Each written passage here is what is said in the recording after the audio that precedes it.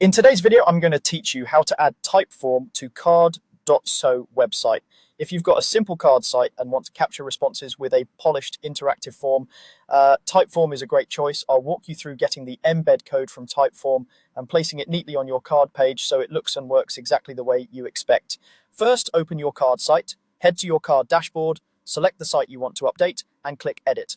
That takes you into the visual editor where you can see your page layout and add or rearrange elements. Keep in mind that the embed element in card is a pro feature, so make sure your site has access to it before proceeding. Next, get your Typeform embed code. In Typeform, open the form you want to use, then go to Share and choose Embed. You'll see several styles. Standard, pop-up, and button are the most common. Standard places the form directly on the page, which is perfect if you want visitors to see it immediately. Pop-up opens the form in an overlay when triggered, which is helpful if you want to keep your layout clean. Button creates a call to action that launches the form when clicked. Pick the style that matches how you want the form to appear. You can also adjust a few appearance options here, like size or behavior, depending on the style you choose.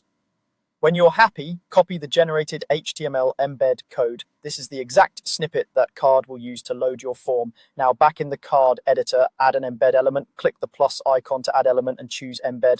Position it where you want the form to live, between sections, inside a container, or wherever it fits your layout.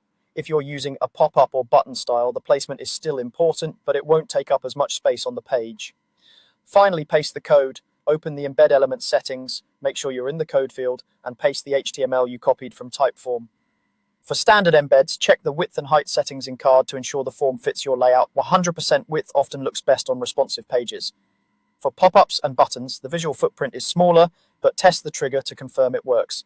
Use the preview to verify the form loads correctly. If you don't see it right away, wait a moment for the script to load and confirm the code was pasted into the code area, not the URL field. That's it. Your Typeform is now integrated into your card site.